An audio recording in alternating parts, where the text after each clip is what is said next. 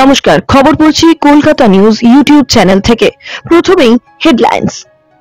সন্দেশখালী বিজেপির তৈরি নাটক ভাইরাল স্টিং অপারেশনকে হাতিয়ার করে নিশানা মমতার। রাজ্যপালের বিরুদ্ধে শ্লীলতাহানির অভিযোগের সঠিক তদন্ত চায় বামেরা। তৃতীয় দফায় আগে ফের বদল, সরলেন আনন্দপুর ও ডায়মন্ড হারবারের ওসি। কুইজ মাস্টার ডেরেকের বাড়িতে বিদ্রোহী কুণাল, বরফ গলাতে কি পারলেন মধ্যস্থতাকারী ব্রাত্য? এরপর আসছি বিস্তারিত খবরে। তার আগে বলবো, আমাদের চ্যানেলটি অবশ্যই সাবস্ক্রাইব করুন, পছন্দ হলে অবশ্যই বেল আইকনটি প্রেস করবেন। প্রথম সন্দেশখালী নিয়ে ভালো নাটক তৈরি করেছিল, আসল তথ্য ফাঁস হয়ে গিয়েছে। রানাঘাট লোকসভা কেন্দ্রের প্রচারে এসে সন্দেশখালী নিয়ে বিজেপিকে নিশানা করলেন মমতা বন্দ্যোপাধ্যায়। সন্দেশখালীর স্টিং অপারেশনের ভিডিওকে হাতিয়ার করে পুরো ঘটনাকে বিজেপির তৈরি করা নাটক বলে অভিহিত করলেন তিনি। এই প্রসঙ্গে রাজ্যপাল সিভি আনন্দ বোসের বিরুদ্ধে ওঠা শ্লীলতাহানির অভিযোগের সূত্র ধরে প্রধানমন্ত্রী নরেন্দ্র মোদীকেও নিশানা করেছেন মমতা। চাকদার জনসভা থেকে মমতা বলেন, সন্দেশখালী নিয়ে ভালো নাটক তৈরি করেছিলেন, আসল তথ্য ফাঁস হয়ে গিয়েছে। বিজেপির তৈরি করা নাটক আমি অনেকদিন ধরেই বলেছিলাম। উল্লেখ্য, এই দিন তৃণমূল মুখপাত্র অরূপ চক্রবর্তী ইউটিউবে একটি ভিডিও পোস্ট করেন, সেটি মুহূর্তেই ভাইরাল হয়ে যায়।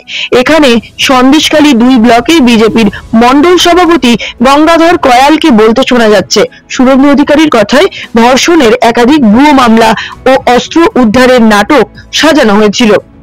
আর পুরোটাই হয়েছিল বসিরহাট লোকসভা নির্বাচনে বিজেপির দাপুট তৈরি করতে। সেই ভিডিওকেই এবার হাতিয়ার করলেন মমতা।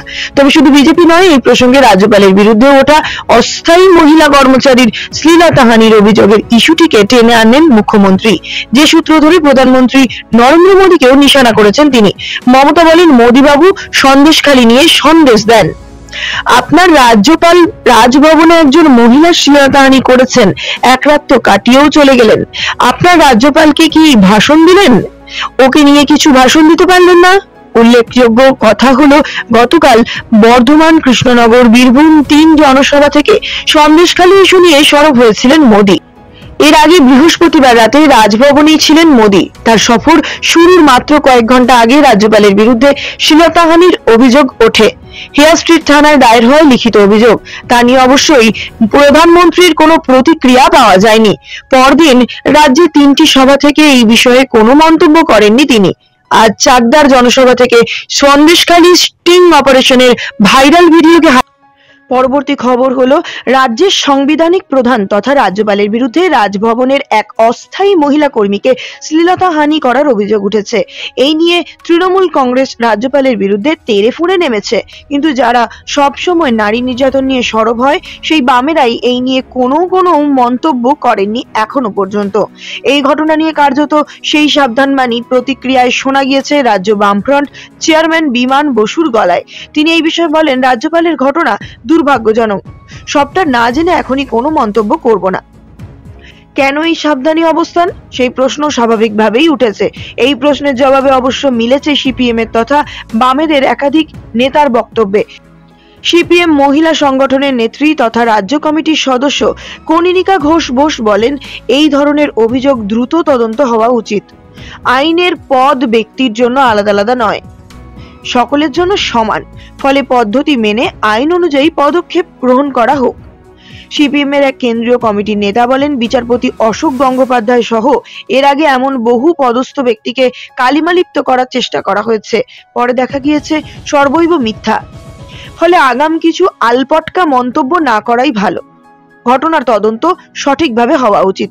ফলে বোঝাই যাচ্ছে যে সিপিএম আগে বুঝে নিতে চাইছে এই অভিযোগের সারবত্তা কতটা। সারবত্তা থাকলে এই নিয়ে অবশ্যই সরব হবে বামেরা, কিন্তু তার আগে সরব হয়ে লাভ হতে পারে তৃণমূলের। এমন পরবর্তী খবর হলো, হাতে আর মাত্র কটা দিন, তারপরই তৃতীয় পর্বের নির্বাচন। এই দফায় নির্বাচন রয়েছে 4টি কেন্দ্রে। তার আগে সরিয়ে দেওয়া হলো আনন্দপুর ও ডায়মন্ড হারবারের অফিসার ইনচার্জদের। এই মর্মে ইতিমধ্যে নির্বাচন কমিশনের পক্ষ থেকে বিজ্ঞপ্তি জারি করা হয়েছে। আনন্দপুর থানায় নতুন ওসি হলেন জয়ন্ত কুমার মুখার্জি। এর আগে তিনি কলকাতা পুলিশের গোয়েন্দা বিভাগের ইন্সপেক্টর পদে ছিলেন। অন্যদিকে ডায়মন্ড হারবারের নতুন আইসি হলেন অমরজিৎ বিশ্বাস। তিনি এর আগে ইন্টেলিজেন্স ব্রাঞ্চের ইন্সপেক্টর পদে কর্মরত ছিলেন। কমিশনের জারি করা বিজ্ঞপ্তিতে স্পষ্ট করে উল্লেখ করা হয়েছে, আনন্দপুর ও ডায়মন্ড হারবারের ওসিদের পদ থেকে সরিয়ে দেওয়া হচ্ছে। নির্দেশিকায় আরো লেখা হয়েছে তাদের পুলিশ হেডকোয়ার্টার অর্থাৎ লালবাজারে বদলি করা হলো। এমনকি তারা লোকসভা নির্বাচনের কোনো কাজের সাথে যুক্ত থাকতে পারবেন না। এর পাশাপাশি কাদের নিযুক্ত করা হবে তা ঠিক করতে 3 জনের নাম পাঠাতেও বলেছিলেন কমিশন। সেই মতন নাম পাঠায় প্রশাসন, তারপরই নতুন আধিকারিকদের দায়িত্ব নিয়ে আসা হয়। সম্প্রতি রামনবমীর শোভাযাত্রাকে কেন্দ্র করে উত্তপ্ত হয়ে ওঠে মুর্শিদাবাদের রেজিনগর বিধানসভার শক্তিপুর এলাকা। শোভাযাত্রায় বাইরে থেকে ঢিল ছোড়ার অভিযোগ ওঠে, এমনকি বোমাবাজির অভিযোগও করেছিলেন স্থানীয়রা। ভোটের আগে এই অশান্তির ঘটনায় শক্তিপুর ও বেলডাঙ্গার 2 অফিসার ইনচার্জকে দায়িত্ব থেকে আপাতত অব্যাহতি দিয়েছিল। বিদ্রোহী কুণাল ঘোষ কি আবার তৃণমূল কংগ্রেসের মূল স্রোতে ফিরতে চলেছেন?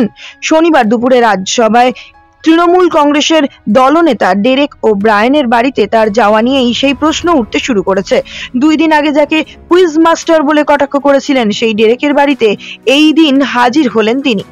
পুরো ঘটনায় মধ্যস্থতাকারী ছিলেন রাজ্যের শিক্ষামন্ত্রী তথা তৃণমূলের অন্যতম শীর্ষ নেতা ব্রাত্য বসু। উল্লেখ্য, গত বুধবার যাবতীয় বিতর্কের সূত্রপাত হয়। উত্তর কলকাতার এক রক্তদান শিবির কলকাতা উত্তর লোকসভা আসনের বিজেপি প্রার্থী তাপস রায়ের ভূয়সী প্রশংসা করেন কুণাল ঘোষ। উত্তর কলকাতায় ছাপ্পা ভোট বন্ধ করার ডাকও দেন। এর কয়েক ঘন্টা পর কুণালকে রাজ্য সাধারণ সম্পাদকের পদ থেকে সরিয়ে দেয় তৃণমূল কংগ্রেস। এই নিয়ে পাল্টা তোপ দাগেন কুণাল। কুণালকে অপসারিত করার চিঠিতে সই ছিল ডেরেক ও ব্রায়ানের। তাই ডেরেকের বিরুদ্ধে তোপ দাগতে গিয়ে কুইজ মাস্টার বলে কটাক্ষ করেন। তারপর একটি বৈদ্যুতিন সংবাদ মাধ্যমে দেওয়া সাক্ষাৎকারে বিস্ফোরক সব দাবিও করেন। তার মধ্যে অন্যতম ছিল যে 2021 সালের বিধানসভা ভোটের আগেই নিয়োগ দুর্নীতি নিয়ে সব তথ্য তৃণমূল কংগ্রেসের কাছে ছিল। সেই কারণেই 21-এর ভোটের পর আর পার্থ চট্টোপাধ্যায়কে শিক্ষামন্ত্রী করা হয়নি। এরপর কুণালকে তৃণমূলের তরফে পাল্টা কোনো জবাব দেওয়া হয়নি, তবে তার নাম তারকা প্রচারকের তালিকা থেকে বাদ দেওয়া হয়। সেই পরিস্থিতিতে শিক্ষামন্ত্রী ব্রাত্য বসু ইঙ্গিত দিয়েছিলেন যে সমস্যা সমাধান করে বোঝাপড়া সম্ভব। সেই মতন কুণাল ঘোষকে মূল স্রোতে ফেরানোর একটা ইঙ্গিত পাওয়া গেল। এই দিন রাজ্যের শিক্ষামন্ত্রী নিজেই উদ্যোগী হয়ে কুণাল ঘোষকে ডেরেক ও ব্রায়ানের বাড়িতে নিয়ে যান। সূত্রের খবর, এই দিন সকালে কুণাল ঘোষকে নিজের বাড়িতে করে ডেরেকের বাড়িতে নিয়ে যান ব্রাত্য বসু। 3 নেতার বৈঠক চলে সেখানে। জানা যাচ্ছে তৃণমূল সুপ্রিমো মমতা বন্দ্যোপাধ্যায়ের নির্দেশেই এই জরুরি বৈঠকটি চলেছে। তবে সেখানে কি আলোচনা হয়েছে সেই বিষয়ে এখনো পর্যন্ত কিছু জানা যায়নি।